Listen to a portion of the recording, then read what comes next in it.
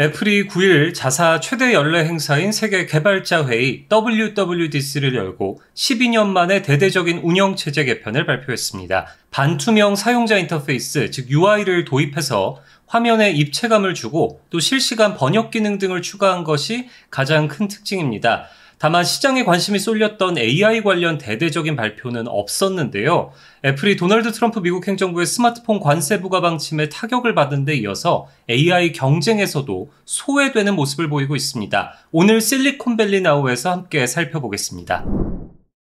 애플은 이날 WWDC에서 새로운 UI, 리퀴드 글라스를 공개했습니다. 이 액체 유리라는 뜻의 리퀴드 글라스는 이름 그대로 유리와 액체를 형상화한 디자인이 특징입니다. 알림창, 아이콘, 검색창 등을 반투명으로 흐리게 해서 창을 열고도 배경화면이 보이도록 한 겁니다. 애플은 리퀴드 글라스를 아이폰, 아이패드, 맥, 비전 프로 같은 자사 모든 하드웨어에 동일하게 적용한다고 발표했는데요. 첫 화면에 일정한 크기로 고정적이었던 아이콘을 배경화면에 따라서 크기가 달라지도록 바꾸기도 했고, 위젯을 개인 취향에 맞게 화면에 배치할 수 있도록 하거나 또 화면을 각 기기의 베젤까지 확대해서 비어있는 공간이 없도록 하기도 했습니다. 그동안 여러 창을 동시에 띄울 수 없었던 아이패드 같은 경우에는 앞으로 창을 자유롭게 조절해서 여러 창을 동시에 볼 수 있도록 하기도 했습니다.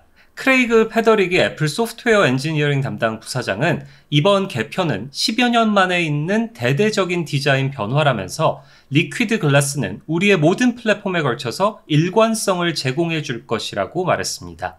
애플이 자사 OS의 기본 디자인을 완전히 바꾼 건 2013년 이후 12년 만입니다. 각기 다른 숫자가 붙던 각 OS 버전의 이름도 통일했는데요. 오는 가을 출시될 OS부터 iOS 18, 아이패드 OS 18, 워치OS 11 이렇게 붙어있던 이름을 출시 회계 연도에 맞춰서 iOS 26과 같이 26으로 통일한다는 계획입니다. 애플은 통상 새 회계연도를 시작하는 10월에 이 새 OS를 출시해 왔습니다. 리퀴드 글라스는 또 애플이 스마트 안경 출시를 염두에 둔 개편이라는 분석이 나옵니다. 테크 업계에서는 애플이 이르면 내년 AI 스마트 안경을 출시할 걸로 보고 있는데요. 앞서 지지난주 영상에서 소개드렸던 구글 같은 경우에 지난달 이 자사 연례 개발자 대회 I/O 2025에서 삼성전자, 젠틀몬스터 등과 협력해서 개발한 디스플레이가 있는 스마트 안경을 공개했잖아요. 그래서 애플 같은 경우에 이거에 대항하기 위해선 새로운 확장현실 기기에 들어갈 반투명 디자인이 필수적이라고 판단한 걸로 보입니다. 이날 팀 쿡 애플 CEO는 행사에 앞서서 오늘 엄청난 발표가 있을 것이라면서 기대를 키웠습니다. 그런데 이 테크 업계에서는 애플이 AI 부활을 포기했다는 탄식이 나왔습니다. 애플은 지난해 WWDC에선 자체 AI, 애플 인텔리전스와 또 오픈 AI와의 대대적인 협력을 발표하면서 큰 주목을 받았는데요. 이날 애플이 공개한 새 AI 기능들은 삼성전자나 구글 같은 애플의 대표적인 경쟁 업체들이 이미 내놓은 AI 기능을 따라가는 수준에 그쳤습니다. 통화, 메시지 등에 추가한 실시간 번역 기능이나 이 캡처한 화면에 있는 제품을 AI로 검색할 수 있는 기능 같은 게 대표적인데요. 이런 게 다 삼성의 예전 AI 번역 기능이나 구글의 서클 투 서치 기능과 비슷한 거죠. 이날 페더리기 수석 부사장은 음성비서 시리의 AI 탑재 버전 출시에 대해서는 품질 기준을 넘기기 위해서 더 많은 시간이 필요하다면서 출시 시점을 연중으로 미루기도 했습니다. 그나마 현지 업계의 주목을 받은 AI 기능은 파운데이션 모델 프레임워크였는데요. 이 파운데이션 모델 프레임워크는 개발자들이 애플의 AI 모델을 클라우드 컴퓨팅에 별도의 돈을 지불하지 않고도 자신의 앱에 접목할 수 있도록 해주는 도구입니다.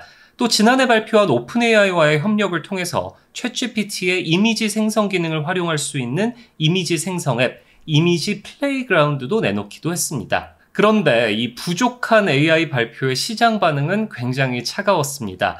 이날 뉴욕 증시에서 애플 주가는 전거래일 대비 1.21% 떨어진 201.45달러에 거래를 마쳤는데요. 특히 행사가 시작됐던 미국 동부 시간 기준으로 오후 1시 이후에는 주가가 장중에 2% 넘게 떨어지기도 했습니다. 애플 주가가 지난 한 달간 3.26% 올랐는데요. 이게 같은 기간 나스닥 평균 상승률 8.93%의 절반에도 못 미치는 수준이거든요. 이런 거를 고려하면 이날 주가가 더 떨어졌다는 거는 굉장히 뼈아픈 일이죠. 애플 같은 경우에는 오랜 시간 미국 기업 시가총액 1위 자리를 유지하고 있었는데요. 5월 한 달 동안 시가총액이 3위까지 떨어졌습니다. 지난 2일에는 마이크로소프트에, 14일에는 엔비디아에 추월당했는데요. 이번 개편이 최근 둔화하고 있는 아이폰 매출을 끌어올리기에도 역부족이라는 지적까지 나옵니다. 이 아이폰은 현재 애플 전체 매출의 49.1%를 차지하는 핵심 제품입니다. 당연히 아이폰의 매출 추이는 애플 전체의 재정 상황에 큰 영향을 미칠 수밖에 없는데요. 아이폰의 지난 1분기 매출은 468억 달러로 직전 분기 대비 32.3% 감소했습니다. 보시다시피 작년 1분기부터 계속해서 매출이 횡보하는 모습을 볼 수 있죠. 여기에 트럼프 행정부는 해외 생산 스마트폰에 최소 25%의 관세를 부과한다는 방침을 밝힌 상황입니다.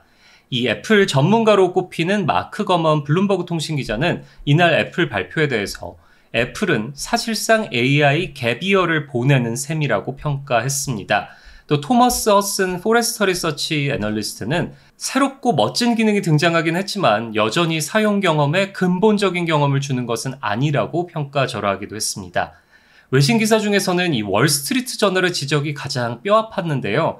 월스트리트 저널은 투자자들이 기대했던 AI의 부활과는 거리가 굉장히 멀다면서 평소 같다면 수많은 소프트웨어 업그레이드, 조정만으로도 전 세계 23억 대가 넘는 기기 이용자들을 들뜨게 했겠지만 향후 며칠 동안은 애플이 무엇을 발표하는지보다 무엇을 발표하지 않는지에 이목이 쏠릴 것이라고 지적했습니다. 오늘 실리콘밸리 나오는 여기서 마치겠습니다. 다음 주에는 더 재밌고 알찬 소식들 꼭 찾아뵙겠습니다. 감사합니다.